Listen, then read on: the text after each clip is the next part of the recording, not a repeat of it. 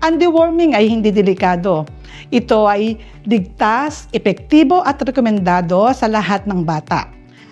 Yung mga benepisyo ng deworming ay mahalaga tulad ng para maging malakas ang resistensya ng mga bata, makaiwas sa sakit tulad ng anemia at malnutrition, ganahan silang kumain at maging produktibo at aktibo sila sa paaralan. Ang lahat ng bata ay at risk dahil sila'y madalas magtambay or maglaro sa palaruan at sa labas ng bahay. So, mayroong posibilidad na sila'y makakontak sa mga contaminated soil, makainom ng contaminated water. Isa pa, nakakakain din sila ng mga pagkain karne tulad ng baboy, baka, isda at manok na pwedeng hindi na luto ng maayos na isang sanhi rin pagkakaroon ng bulate.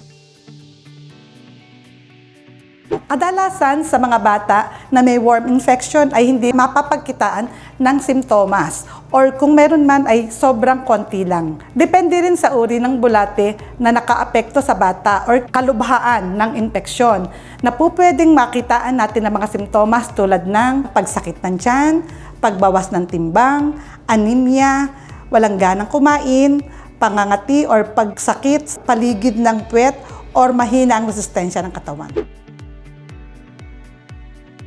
Ang deworming ay ginagawa 2 beses sa loob ng 1 taon o kada 6 na buwan. Hindi lamang para sa bata ang deworming.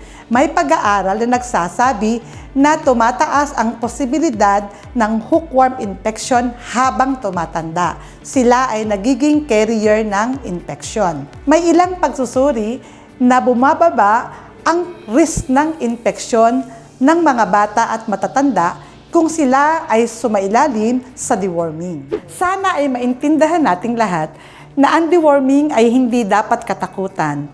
Ito ay para sa kalusugan ng ating mga kabataan.